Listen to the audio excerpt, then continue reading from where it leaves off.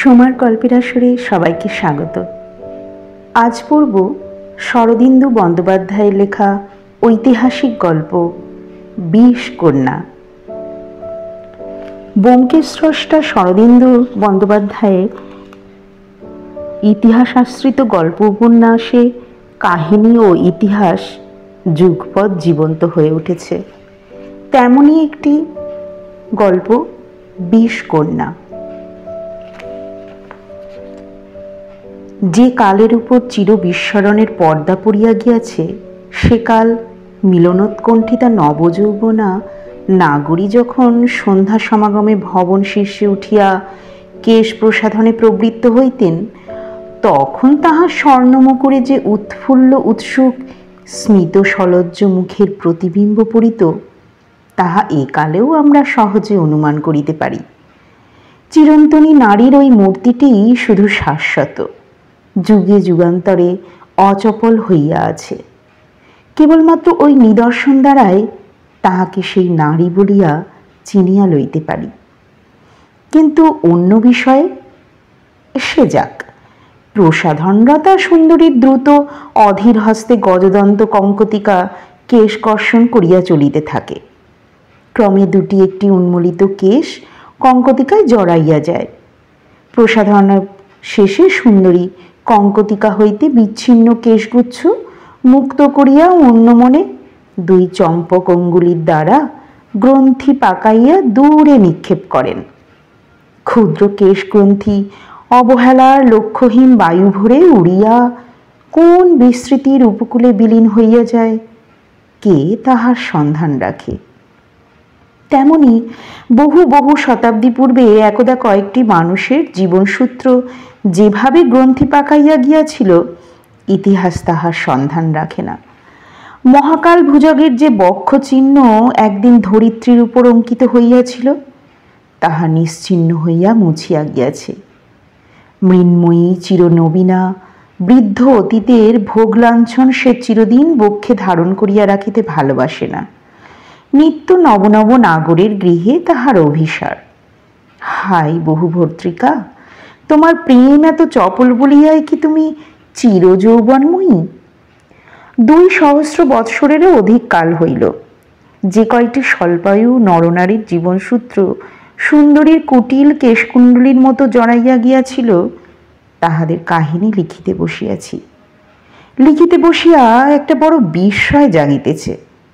জন্ম জন্মান্তরের জীবন তো আমার নখদর্পণে, সহস্র জন্মের ব্যথা বেদনা আনন্দের ইতিহাস তো এই জাতিস্বরের মস্তিষ্কের মধ্যে পুঞ্জীভূত হইয়া আছে।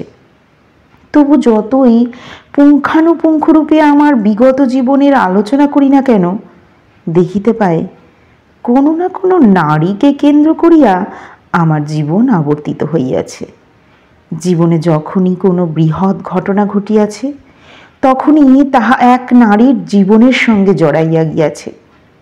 নারী দেশক হইয়া জন্মিয়াছি, কিন্তু তবু নারীকে এড়াইতে পারি নাই। বিস্ময়ের সহিত মনে প্রশ্ন জাগিতেছে, পৃথিবীর 100 কোটি মানুষের জীবন কি আমারই মতো? ইহাই কি জীবনের অমোঘ অলঙ্ঘনীয় রীতি, কিংবা আমি একটা সৃষ্টি ছাড়া ব্যতিক্রম? ন্যূনাধিক 24 শতাব্দী পূর্বের কথা। বুদ্ধ তথাগত প্রায় শতাধিক বর্ষ হইল নির্বাণ লাভ করিয়াছেন। উত্তর ভারতে 4টি রাজ্য, কাশী, কোশল, লিচ্ছবি ও মগধ, 4টি রাজ্যের মধ্যে বংশানুক্রমে অহিনকুলের সম্বন্ধ স্থায়ী ভাব ধারণ করিয়াছে। পাটলিপুত্রের সিংহাসনে শিশুনাগ বংশীয় এক অশ্রুতকীর্তি রাজা অধীরূঢ়।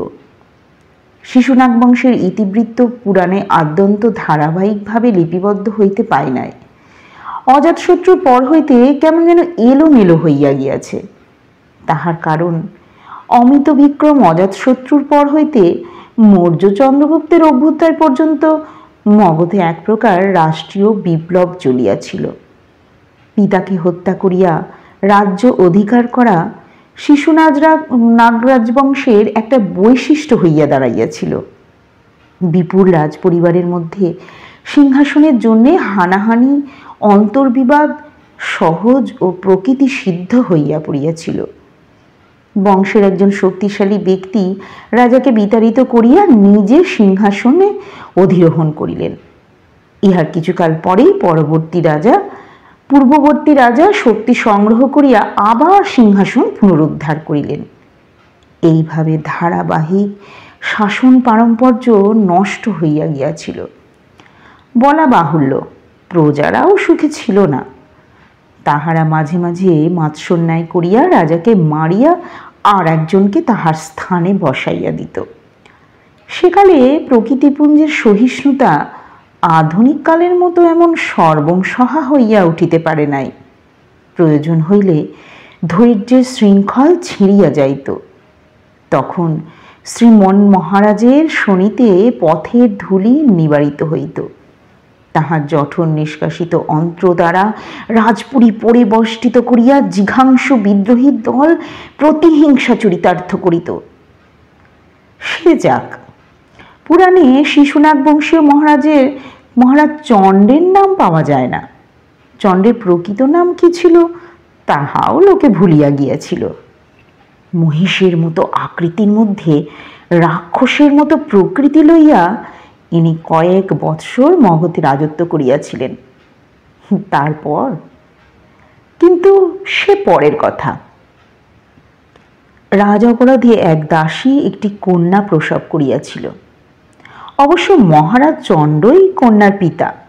সুতরাং সভাপণ্ডিত নবজাতা কন্যার কোষ্ঠী তৈয়ার করিলেন। কোষ্ঠী পরীক্ষা করিয়া পণ্ডিত বলিলেন, শ্রীমন, এই কন্যা অতিশয় কুলক্ষণা, প্রিয়জনের অনিষ্টকারিণী, সাক্ষাৎ বিষ কন্যা, ইহাকে বর্জন করুন। সিংহাসনে আসীন মহারাজের বন্ধুর ললাটে ভীষণ ভ্রুকুটি দেখা দিল। পণ্ডিত অন্তরে কম্পিত হইলেন। স্পষ্ট কথা মহারাজ ভালোবাসেন না। স্পষ্ট কথা বলিয়া অদ্বৈ সচিব শিবমিশ্রের যে দশা হইয়াছে তাহা সকলেই জানে।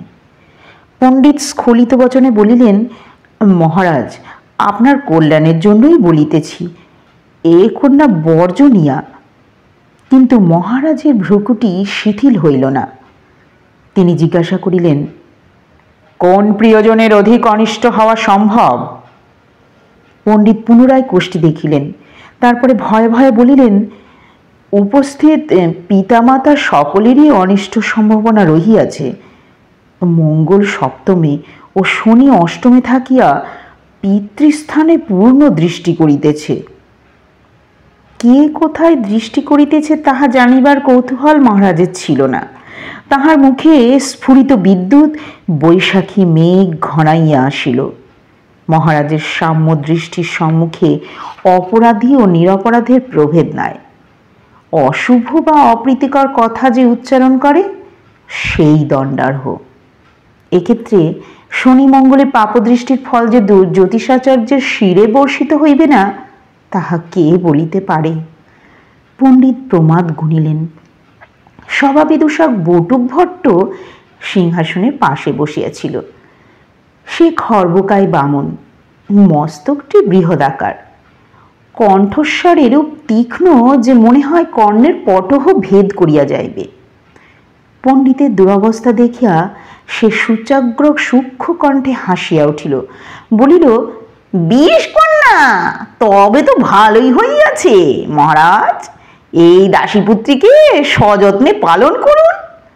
কালে যৌবনবর্তী হইলে ইহাকে নগরনটির পদে অভিষিক্ত করিবেন। আপনার দুষ্ট প্রজারা অচিরাত যম মন্দিরে প্রস্থান করিবে। বটুক ভট্টকে রাজপার্ষদ সকলেই ভালোবাসিত। শুধু তাহার বিদূষণ চাতুর্যের জন্য নয়, বহুবার বহু বিপন্ন সভাসদকে সে রাজরোষ হইতে উদ্ধার করিয়াছিল। তাহার কথায় মহারাজের ভ্রুগ্রন্থি ঈষৎ উন্মোচিত হইল। তিনি বাম হস্তে বটুকের কেশমুষ্টি ধরিয়া তাহাকে শূন্যে তুলিয়া ধরিলেন। সূত্রাগ্রে ব্যাধিত মুখ মৎস্যের ন্যায় বটুক ঝুলিতে লাগিল। রাজা বলিলেন, বটু, তোর জিহ্বা উৎপাটিত করিব। বটুক তৎক্ষণাৎ দীর্ঘ জিহ্বা বাহির করিয়া দিল। রাজা হাস্য করিয়া তাহাকে মাটিতে নামাইলেন। পণ্ডিতের ফাঁড়া কাটিয়া গেল। ভৃঙ্গারে মাধ্যি ছিল। রাজার কটাক্ষ মাত্রেই কিঙ্করী চষক ভরিয়া তাহার হস্তে দিল। চষক নিঃশেষ করিয়া রাজা বলিলেন, এখন এই বিষকন্যাটাকে লইয়া কি করা যায়? গণদেব নামক একজন চাটুকার পার্ষদ বলিলেন, মহারাজ, উহাকেও শিবমিশ্রের পথে প্রেরণ করুন, রাজ্যের সমস্ত অনিষ্ট দূর হোক। মহারাজ চণ্ডের রক্তনেত্রে একটা ক্রূর কৌতুক নৃত্য করিয়া উঠিল। তিনি স্বভাবস্ফীত অধর প্রসারিত করিয়া জিজ্ঞাসা করিলেন, মহাসচিব শিবমিশ্র মহাশয় এখন কি করিতেছেন? কেহ বলিতে পারো? গণদেব মুণ্ড আন্দোলিত করিয়া মুখভঙ্গি সহকারে বলিল, এই মাত্র দেখিয়া আসিতেছি, তিনি শ্মশান ভূমিতে আকণ্ঠ নিমজ্জিত হইয়া শ্মশান শোভা নিরীক্ষণ করিতেছেন। ব্রাহ্মণ ভোজন করাইব বলিয়া কিছু মোদক লইয়া গিয়াছিলাম, কিন্তু দেখিলাম ব্রাহ্মণের মিষ্টান্নে রুচি নাই বলিয়া নিজ রসিকতায় অতিশয় উৎফুল্ল হইয়া চারিদিকে তাকাইল। মহারাজ অট্টহাস্য করিয়া উঠিলেন, বলিলেন, ভালো, অদ্য নিশাকালে শিবাদল আসিয়া শিবমিশ্রের মুণ্ড ভক্ষণ করিবে।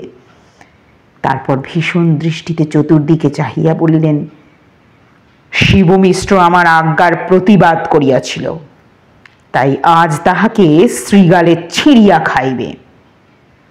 তোমরা একথা স্মরণ রাখিও।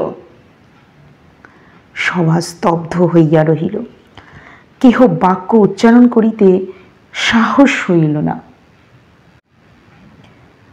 রাজা তখন সভা জ্যোতিষীকে বলিলেন, পণ্ডিতরাজ, আপনার অভিমত রাজ্যের কল্যাণে এ কন্যা বর্জিত হোক। ভালো, তাহাই হইবে। কন্যা ও কন্যার মাতা উভয়েই অদ্ররাত্রিতে শ্মশানে প্রেরিত হইবে। সেখানে কন্যার মাতা স্বহস্তে কন্যাকে শ্মশানে প্রথিত করিবে। তাহা হইলে দৈব আপদ দূর হইবে তো? পণ্ডিত শিহরিয়া উঠিয়া বলিলেন, মহারাজ, এরূপ কঠোরতা নিষ্প্রয়োজন। কন্যাকে ভাগীরথীর জলে বিসর্জন করুন, কিন্তু কন্যার মাতার নিরপরাধিনী, তাহাকে। রাজা গর্জিয়া উঠিলেন, নিরপরাধিনী? সেরূপ কন্যা প্রসব করে কেন? যাক, আপনার বাক বিস্তারেতে প্রয়োজন নাই, যাহা করিবার আমি স্বহস্তে করিব বলিয়া মহারাজ সিংহাসন হইতে উঠিয়া দাঁড়াইলেন। যাহার দুর্দম দানব প্রকৃতি মর্তলোকে কোনো বস্তুকে ভয় করিত না, দৈব আপদের আশঙ্কা তাহাকে এমনই অমানসিক নিষ্ঠুরতায় জ্ঞান শূন্য করিয়া তুলিয়াছিল যে নিজ ঔরসজাত কন্যার প্রতি তাহার চিত্তে তিল মাত্র মমতার অবকাশ ছিল না। পাটলিপুত্র নগরের 64টি দ্বার, তন্মধ্যে 10টি প্রধান ও প্রকাশ্য, বাকিগুলি অধিকাংশই গুপ্ত পথ। এই গুপ্তপথের একটি রাজপ্রাসাদ সংলগ্ন। রাজা বা রাজপরিবারস্থ যে কেহ ইচ্ছা করিলে এই দ্বার পথে নগর প্রাকারের বাহিরে যাইতে পারিতেন। তালকাণ্ডের একটি শীর্ণ সেতু ছিল, তাহার সাহায্যে পরীক্ষা পার হইতে হইত।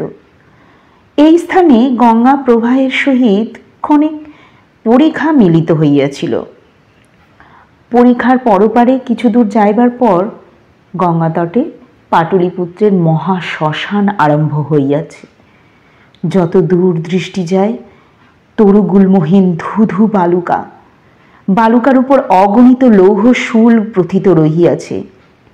শূলগাত্রে কোথাও অর্ধপথে বিভৎস উলঙ্গ মনুষ্যদেহ বিদ্ধ হইয়া আছে, কোথাও শুষ্ক নরকঙ্কাল শূলমূলে পুঞ্জীভূত হইয়াছে। চারিদিকে শত শত নরকপাল বিক্ষিপ্ত। দিবাভাগে এই মহাশ্মশানের দৃশ্য অতি ভয়ঙ্কর। অপিচ রাত্রিকালে নগরীর দ্বার রুদ্ধ হইয়া গেলে এই মনুষ্যহীন মৃত্যুবাসরে যে পিশাচের নৃত্য আরম্ভ হয়, তাহা কল্পনা করিয়াই পাটলিপুত্রের নাগরিকরা শিহরিয়া উঠিত। দণ্ডিত অপরাধীভিন্ন রাত্রিকালে মহাশ্মশানে অন্যের প্রবেশ নিষিদ্ধ ছিল। চণ্ডালরাও মহাশ্মশানের অনির্বাণ চুল্লিতে কাষ্ঠ নিক্ষেপ করিয়া সন্ধ্যাকালে গৃহে প্রতিগমন করিত। সে রাত্রে আকাশে সপ্তমীর খণ্ড চন্দ্র উদিত হইয়াছিল। অপরিস্ফুট আলোক শ্মশানের বিস্তীর্ণ বালুকারাশির উপর যেন একটা শ্বেতাভ কুঞ্জটিকা প্রসারিত করিয়া দিয়াছিল। তটলেহি গঙ্গার ধূসর প্রবাহ চন্দ্রালোকে কৃষ্ণবর্ণ প্রতিভাত হইতেছিল। শ্মশান ও নদীর সন্ধিরেখার উপর দূরে অনির্বাণ চুল্লির আরক্ত অঙ্গার জ্বলিতেছিল। প্রথম প্রহর রাত্রি। প্রাকাররুদ্ধ পাটলিপুত্রে এখনো নগরগুঞ্জন শান্ত হয় নাই, কিন্তু শ্মশানে ইহারই মধ্যে যেন প্রেত লোকের অশরীরী উৎসব আরম্ভ হইয়া গিয়াছে। চোখে কিছু দেখা যায় না, তবু মনে হয় সূক্ষ্ম দেহ পিশাচী ডাকিনীরা চক্ষু খদদ জ্বালিয়া লুব্ধ লালায়িত রসনায় গলিত সবমাংস অন্বেষণ করিয়া ফিরিতেছে। আকাশে নিশাচর পক্ষীর পক্ষ শব্দ যেন তাহাদেরই আগমন বার্তা ঘোষণা করিতেছে। এই সময় যেদিকে রাজপ্রাসাদের গুপ্ত দ্বার, সেই দিক হইতে এক নারী ধীরে ধীরে শ্মশানের দিকে যাইতেছিল। রমণীর এক হস্তে একটি লৌহ খনিত্র, অন্য হস্তে বক্ষের কাছে একটি ক্ষুদ্র বস্ত্রপিণ্ড ধরিয়া আছে। ক্ষীণ চন্দ্রের অস্পষ্ট আলোকে রমণীর আকৃতি ভালো দেখা যায় না। সে যে যুবতী ও একসময় সুন্দরী ছিল, তাহা তাহার রক্তহীন মুখ ও শীর্ণ কঙ্কালসার দেহ দেখিয়া অনুমান করাও দুরূহ। অতি কষ্টে দুর্ভর দেহ ও লৌহ খনিত্র বহন করিয়া জরাজীর্ণ বৃদ্ধার মতো সে চলিয়াছে। রুক্ষ কেশজাল মুখে, বক্ষে ও পৃষ্ঠে বিপর্যস্তভাবে পড়িয়া আছে। রমণী মাঝে মাঝে দাঁড়াইতেছে, ত্রাস বিমূঢ় চক্ষে পিছু ফিরিয়া চাহিতেছে, আবার চলিতেছে। শ্মশানের সীমান্তে পৌঁছিয়া সে জানু ভাঙিয়া পড়িয়া গেল। তাহার কণ্ঠ হইতে একটি কাতর আর্ত স্বর বাহির হইল। সেই সঙ্গে বক্ষের বস্ত্রপিণ্ডের ভিতর হইতেও ক্ষীণ ক্রন্দনধ্বনি শ্রুত হইল। কিছুক্ষণ পড়িয়া থাকিবার পর রমণী আবার উঠিয়া চলিতে লাগিল। ক্রমে সে শ্মশানের বিভৎস দৃশ্যাবলীর মাঝখানে আসিয়া উপস্থিত হইল।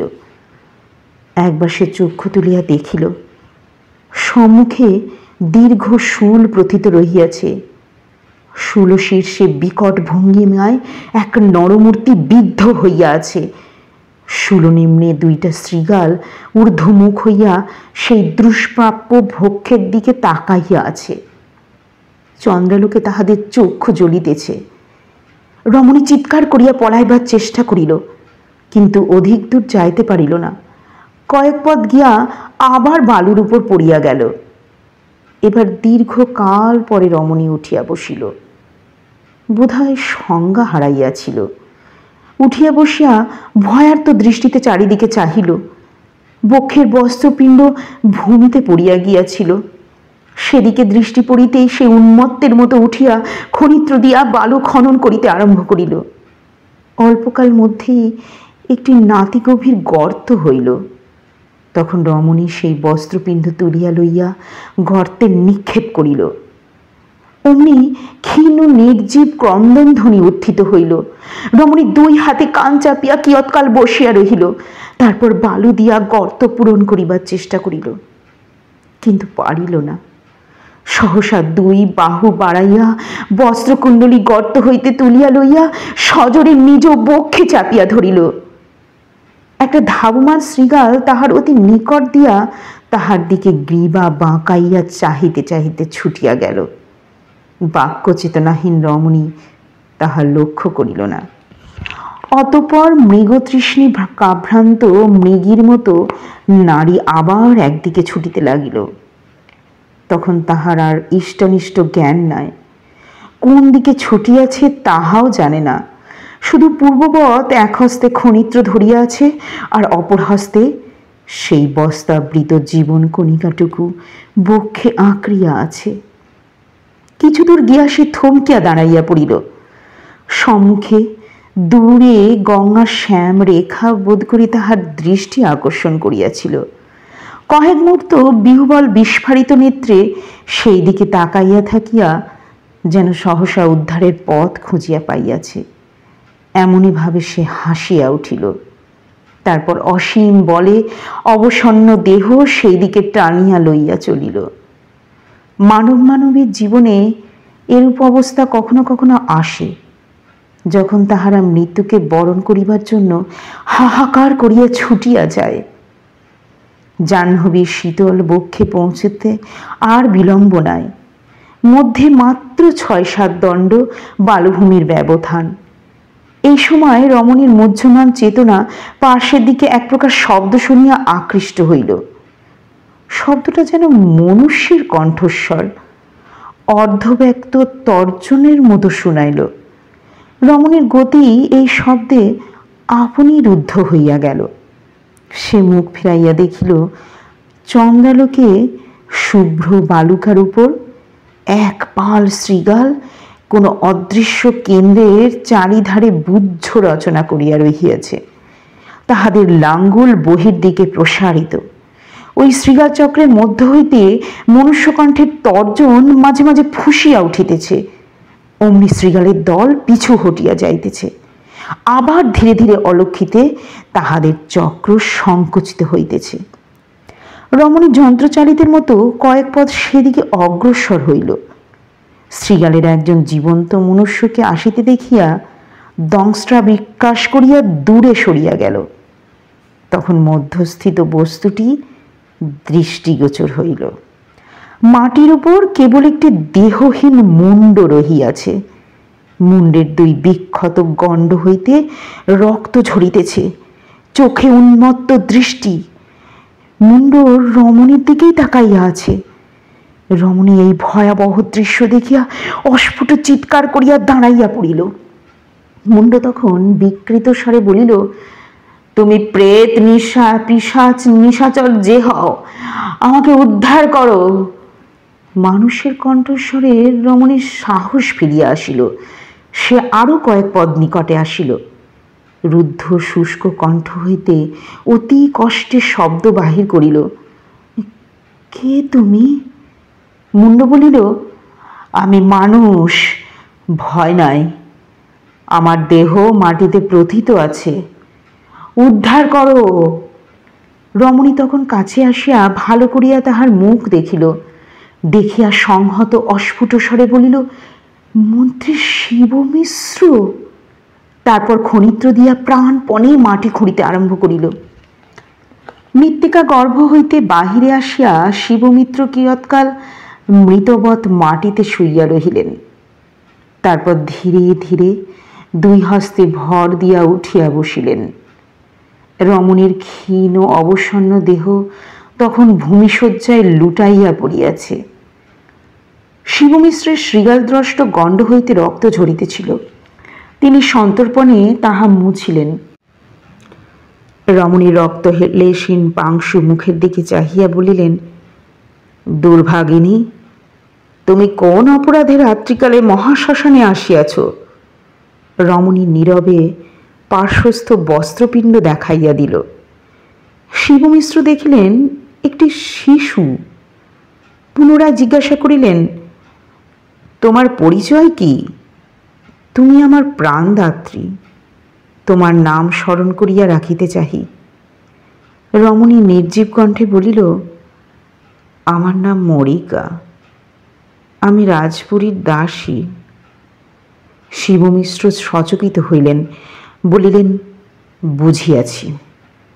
তুমি কবে এই সন্তান প্রসব করিলে? আজ প্রভাতে।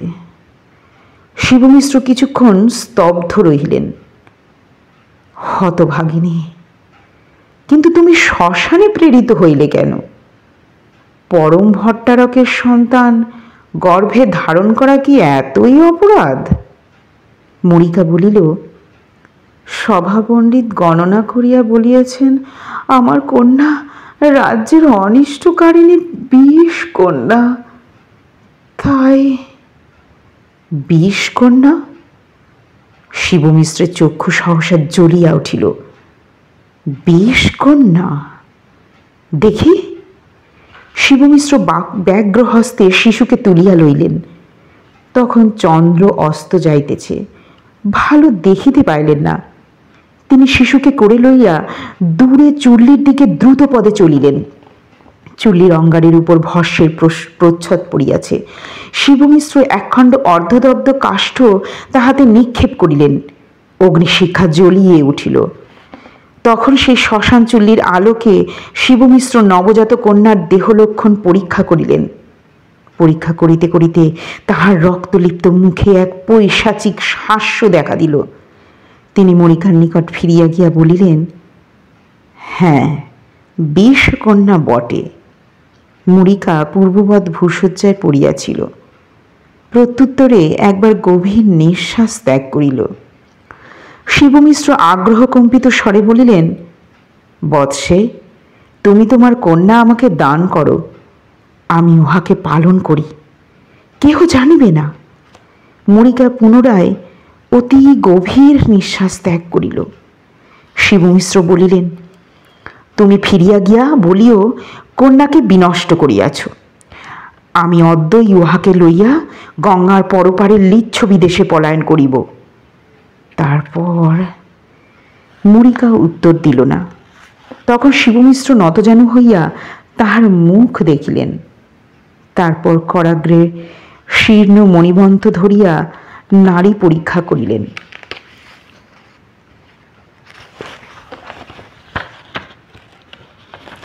ক্ষণিক পরে তিনি উঠিয়া দাঁড়াইলেন। 2 হস্তে শিশুকে বুকে চাপিয়া ধরিয়া উদ্দীপ্ত চোখে দূরে অর্ধদৃষ্ট রাজপ্রাসাদ শীর্ষের দিকে চাহিলেন। কহিলেন, এই ভালো। এই সময় আকাশের নিকষে অগ্নির রেখা টানিয়া রক্তবর্ণ উল্কা রাজপুরীর ঊর্ধ্বে পিণ্ডাকারে জ্বলিয়া উঠিল। তারপর ধীরে ধীরে মিলাইয়া গেল। সেই আলোকে শিশুর মুখের দিকে চাহিয়া শিবমিশ্র বলিলেন, এ নিয়তির ইঙ্গিত। তোমার নাম রাখিলাম উল্কা। তারপর মগ্নচন্দ্রা রাত্রির অন্ধকারে জাহ্নবীর তীররেখা ধরিয়া শিবমিশ্র পাটলিপুত্রের বিপরীত মুখে চলিতে আরম্ভ করিলেন।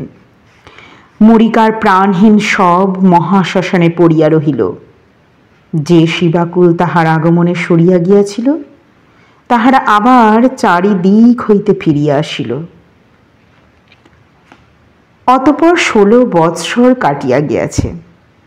কালপুরুষের পলকপাতে শতাব্দী অতীত হয়, কিন্তু ক্ষুদ্রায়ু মানুষের জীবনে 16 বৎসর অকিঞ্চিতকর নয়।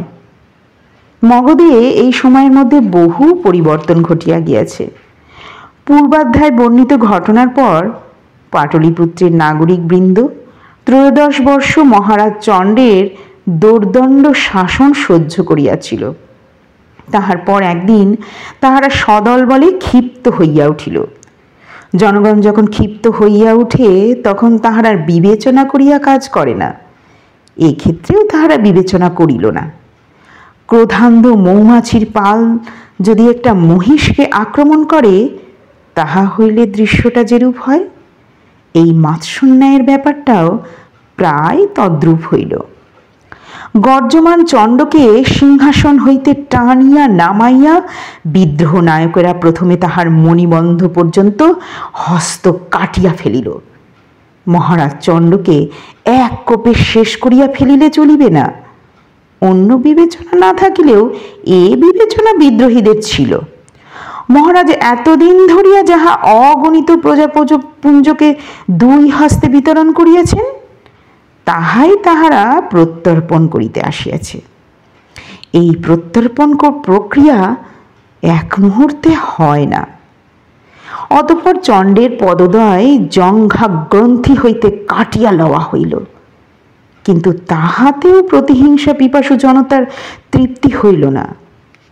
এভাবে চলিলে বড় শীঘ্র মৃত্যু উপস্থিত হইবে, তাহা বাঞ্ছনীয় নয়। মৃত্যু তো নিষ্কৃতি। সুতরাং জননায়করা মহারাজের বিখণ্ডিত রক্তাপ্লুত দেহ ঘিরিয়া মন্ত্রণা করিতে বসিল। হিংসা পরিচালিত জনতা চিরদিনই নিষ্ঠুর, সেকালে বুঝি তাহাদের নিষ্ঠুরতার অন্ত ছিল না। একজন নাসিকাহীন সন্ডিক উত্তম পরামর্শ দিল, চণ্ডকে হত্যা করিয়া কাজ নাই, বরঞ্চ তাহাকে জীবিত রাখিবার চেষ্টাই করা হোক। তারপর এই অবস্থায় তাহাকে শৃঙ্খলে আবদ্ধ করিয়া প্রকাশ্য সর্বজনগম্য স্থানে বাঁধিয়া রাখা হোক। নাগরিকরা প্রত্যহ ইহাকে দেখিবে, ইহার গাত্রে নিষ্ঠিবন ত্যাগ করিবে। চণ্ডের এই জ্বলন্ত দৃষ্টান্ত দেখিয়া ভবিষ্যৎ রাজারাও যথেষ্ট শিক্ষা লাভ করিতে পারিবে। সকলে মহল্লাসে এই প্রস্তাব সমর্থন করিল। প্রস্তাব কার্যে পরিণত হইতে বিলম্ব হইল না। তারপর মগধবাসীর রক্ত কথঞ্চিৎ কবষ্ণ হইলে তাহারা নূতন রাজা নির্বাচন করিতে বসিল। শিশুনাগ বংশেরই দূর সম্পর্কিত সৌম্যকান্তি এক যুবা, নাম সেনজিৎ, মৃগয়া পক্ষীপালন ও সুরা আস্বাদন করিয়া সুখে ও তৃপ্তিতে কালযাপন করিতেছিল। রাজা হইবার দুরাকাঙ্ক্ষা তাহার ছিল না। সকলে তাহাকে ধরিয়া সিংহাসনে বসাইয়া দিল। সেনজিৎ অতিশয় নিরহংকার, সরলচিত্ত ও ক্রীড়া কৌতুকপ্রিয় যুবা। নারী জাতি ভিন্ন জগতে তাহার শত্রু ছিল না, তাই নাগরিকগণ সকলেই তাহাকে ভালোবাসিত। সেনজিৎ প্রথমটা রাজা হইতে আপত্তি করিল, কিন্তু তাহার বন্ধুমণ্ডলীকে দৃঢ় প্রতিজ্ঞ দেখিয়া সে দীর্ঘশ্বাস মোচনপূর্বক সিংহাসনে গিয়া বসিল। একজন ভীমকান্তি কৃষ্ণকায় নাগরিক স্বহস্তে নিজ অঙ্গুলি কাটিয়া তাহার ললাটে রক্ত তিলক পরাইয়া দিল। সেনজিৎ করুণ বচনে বলিল, যুদ্ধ করিবার প্রয়োজন হইলে যুদ্ধ করিব, কিন্তু আমাকে রাজ্য শাসন বা বংশ রক্ষা করিতে বলিও না। তাহাই হইল। কয়েকজন বিচক্ষণ মন্ত্রী রাজ্যভার গ্রহণ করিলেন। মহারাজ সেনজিৎ পূর্ববৎ মৃগয়াদির চর্চা করিয়া ও বটুক ভট্টের সহিত রসালাপ করিয়া দিন কাটাইতে লাগিল।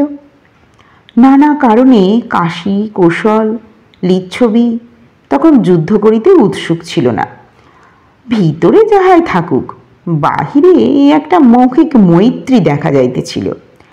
তাই মহারাজকে বর্মচর্ম পরিধান করিয়া শৌর্য প্রদর্শন করিতে হইল না। ওদিকে রাজ অবরোধ শূন্য পড়িয়া রহিল। কঞ্চুকি মহাশয় ছাড়া রাজ্যে আর কাহারও মনে খেদ রহিল না। মগধের অবস্থা যখন এইরূপ, তখন লিচ্ছবি রাজ্যের রাজধানী বৈশালীতেও ভিতরে ভিতরে অনেক কিছু ঘটিতেছিল। মহামনীষী কৌটিল্য তখনও জন্মগ্রহণ করেন নাই, কিন্তু তাই বলিয়া রাজনৈতিক ক্ষেত্রে কূটনীতির অভাব ছিল না। বৈশালীতে বাহ্য মিত্রতার অন্তরালে গোপনে গোপনে মগধের বিরুদ্ধে ষড়যন্ত্র চলিতেছিল। শিবমিশ্র বৈশালীতে সাদরে গৃহীত হইয়াছিলেন। লিচ্ছবি দেশে গণতন্ত্র প্রতিষ্ঠিত, রাজা নাই, রাজার পরিবর্তে নির্বাচিত নায়কগণ রাজ্য শাসন করেন। শিবমিশ্রের কাহিনী শুনিয়া তাহারা তাহাকে সসম্মানে মন্ত্রণাদাতা সচিবের পদ প্রদান করিলেন। কেবল শিবমিশ্রের নামটি ঈষৎ পরিবর্তিত হইয়া গেল। তাহারা গণ্ডের শৃগাল দংশন ক্ষত শুকাইয়াছিল বটে, কিন্তু ক্ষত শুকাইলেও দাগ থাকিয়া যায়। তাহারা মুখখানা শৃগালের মতো হইয়া গিয়াছিল। জনসাধারণ তাহাকে শিবামিশ্র বলিয়া ডাকিতে লাগিল। শিবমিশ্র তিক্ত হাসিলেন, কিন্তু আপত্তি করিলেন না। শৃগালের সহিত তুলনায় যে ধূর্ততার ইঙ্গিত আছে, তাহা তাহার অরুচিকর হইল না। ওই নামই প্রতিষ্ঠা লাভ করিল। দিনে দিনে বৈশালীতে শিবামিশ্রের প্রতিপত্তি বাড়িতে লাগিল। ওদিকে তাহার গৃহে সেই শ্মশানলব্ধ অগ্নিকন্যা সাগ্নিকের যত্নে বর্ধিত হইতে উঠিতে লাগিল। চণ্ড ও মরিকার কন্যা উল্কাকে একমাত্র অগ্নির সহিত তুলনা করা যাইতে পারে। যতই তাহার বয়স বাড়িতে লাগিল, জ্বলন্ত বহ্নির মতো রূপের সঙ্গে সঙ্গে ততই তাহার দুর্জয় দুর্বশ প্রকৃতি পরিস্ফুট হইতে আরম্ভ করিল। শিবামিশ্র তাহাকে নানা বিদ্যা শিক্ষা দিলেন, কিন্তু তাহার প্রকৃতির উগ্রতা প্রশমিত করিবার চেষ্টা করিলেন না। মনে মনে বলিলেন, শিশুনাগ বংশের এই বিষ কণ্টক দিয়ায় শিশুনাগ বংশের উচ্ছেদ করিব। তীক্ষ্ণ মেধাবিনী উল্কা চতুষ্ষষ্ঠী কলা হইতে আরম্ভ করিয়া ধনুর্বিদ্যা অসিবিদ্যা পর্যন্ত সমস্ত অবলীলাক্রমে শিখিয়া ফেলিল। কেবল নিজ উদ্দাম প্রকৃতি সংযত করিতে শিখিল না। মগধের প্রজাবিদ্রোহের সংবাদ যেদিন ২০ বৈশালীতে পৌঁছিল, সেদিন শিবামিশ্র গূঢ় হাস্য করিলেন। এই বিদ্রোহে তাহার কতখানি হাত ছিল কেহ জানিত না। কিন্তু কিছুদিন পরে যখন আবার সংবাদ আসিল যে শিশুনাগ বংশেরই আর একজন যুবা রাজ্যাভিষিক্ত হইয়াছে, তখন তাহার মুখ অন্ধকার হইল। এই শিশুনাগ বংশ যেন সর্পবংশেরই মতো কিছুতেই নিঃশেষ হইতে চায় না। তারপর আরও কয়েক বৎসর কাটিল। শিবামিশ্র উল্কার দিকে চাহিয়া প্রতীক্ষা করিতে লাগিলেন। যেদিন উল্কার বয়স ১৬০০ বৎসর পূর্ণ হইল, সেই দিন শিবামিশ্র তাহাকে কাছে ডাকিয়া বলিলেন, বৎসে, তুমি আমার কন্যা নহ, তোমার জীবন বৃত্তান্ত বলিতে চাহি, উপবেশন করো। ভাবলেশহীন কণ্ঠে শিবামিশ্র বলিতে লাগিলেন। উল্কা করলগ্ন কপলে বসিয়া সম্পূর্ণ কাহিনী শুনিল। তাহার স্থির চক্ষু নিমেষের জন্য শিবামিশ্রের মুখ হইতে নড়িল না। কাহিনী সমাপ্ত করিয়া শিবামিশ্র বলিলেন, প্রতিহিংসা সাধনের জন্য তোমায় ১৬০০ বর্ষ পালন করিয়াছি। চণ্ড নাই, কিন্তু শিশুনাগ বংশ অদ্যপি সদর্পে বিরাজ করিতেছে। সময় উপস্থিত। তোমার মাতা মরিকা ও পালক পিতা শিবামিশ্রের প্রতি অত্যাচারের প্রতিশোধ গ্রহণ করো। কি করিতে হইবে? শিশুনাগ বংশকে উচ্ছেদ করিতে হইবে। পন্থা নির্দেশ করিয়া দিন। শোনো, পূর্বেই বলিয়াছি, তুমি বিষ কন্যা। তোমার উগ্র অলোক সামান্য রূপ তাহার নিদর্শন। পুরুষ তোমার প্রতি আকৃষ্ট হইবে, পতঙ্গ যেমন অগ্নিশিখার দিকে আকৃষ্ট হয়। তুমি যে পুরুষের কণ্ঠলগ্না হইবে, তাহাকেই মরিতে হইবে। এখন তোমার কর্তব্য বুঝিয়াছ? মগধের সহিত বর্তমানে লিচ্ছবি দেশের মিত্রভাব চলিতেছে। এ সময়ে অকারণে যুদ্ধ ঘোষণা করিলে রাষ্ট্রীয় ধনক্ষয় জনক্ষয় হইবে। বিশেষত যুদ্ধের ফলাফল অনিশ্চিত। মগধবাসীরা নূতন রাজার শাসনে সুখে সঙ্গবদ্ধভাবে আছে। রাজ্যে অসন্তোষ নাই। এরূপ সময় রাজ্যে রাজ্যে যুদ্ধ বাঁধানো সমীচীন নয়। কিন্তু শিশুনাগ বংশকে মগধ হইতে মুছিয়া ফেলিতে হইবে। তাই এই পন্থা অবলম্বন করিয়াছি। বর্তমান রাজা সেনজিৎ ব্যসনপ্রিয় যুবা। শুনিয়াছি রাজকার্যে তাহার মতি নাই। সর্বপ্রথম তাহাকে অপসারিত করিতে হইবে। পারিবে? উল্কা হাসিল। যাবক রক্ত অধরে দশনদূতি সৌদামিনীর মতো ঝলসিয়া উঠিল। তাহার সেই হাসি দেখিয়া শিবামিশ্রের মনে আর কোনো সংশয় রহিল না। তিনি বলিলেন, এখন সভায় কি স্থির হইয়াছে বলিতেছি। মগধে কিছুদিন যাবৎ বৈশালীর প্রতিভু কেহ নাই, কিন্তু মিত্ররাজ্যে প্রতিনিধি থাকাই বিধি। না থাকিলে সৌহার্দ্যের অভাব সূচনা করে। এজন্য সংকল্প হইয়াছে, তুমি লিচ্ছবি রাষ্ট্রে প্রতিভূস্বরূপ পাটলিপুত্রে গিয়া বাস করিবে। প্রতিভূকে সর্বদা রাজ সন্নিধানে যাইতে হয়। সুতরাং রাজার সহিত দেখা সাক্ষাতে কোনো বাধা থাকিবে না। অতঃপর তোমার সুযোগ। উল্কা উঠিয়া দাঁড়াইল, বলিল, ভালো, কিন্তু আমি নারী, এজন্য কোনো বাধা হইবে না? শিবামিশ্র বলিলেন, ব্রিজির গণরাজ্যে নারী পুরুষে প্রভেদ নাই, সকলের কক্ষা সমান। কবে যাইতে হইবে? আগামী কল্য তোমার যাত্রার ব্যবস্থা হইয়াছে। তোমার সঙ্গে 10 জন পুরুষ পার্শ্বচর থাকিবে। এতদাতীত সখী পরিচারিকা তোমার অভিরুচি মতো লইতে পারো। উল্কা শিবামিশ্রের সম্মুখে আসিয়া দাঁড়াইল, অকম্পিত স্বরে বলিল, পিতা, আপনার ইচ্ছা পূর্ণ করিব। যে দুর্গ্রহের অভিসম্পাদ লইয়া আমি জন্মিয়াছি, তাহা আমার জননীর নিষ্ঠুর হত্যার প্রতিশোধ লইয়া সার্থক হইবে। আপনি যে আমাকে কন্যার ন্যায় পালন করিয়াছেন, সে ঋণও এই অভিশপ্ত দেহ দিয়া প্রতিশোধ করিব। শিবামিশ্রের কণ্ঠ ঈষৎ কম্পিত হইল। তিনি গম্ভীর স্বরে বলিলেন, কন্যা, আশীর্বাদ করিতেছি, লব্ধ কামা হইয়া আমার ক্রোড়ে প্রত্যাগমন করো। দধিচির মতো তোমার কীর্তি পুরাণে অবিনশ্বর হইয়া থাকিবে।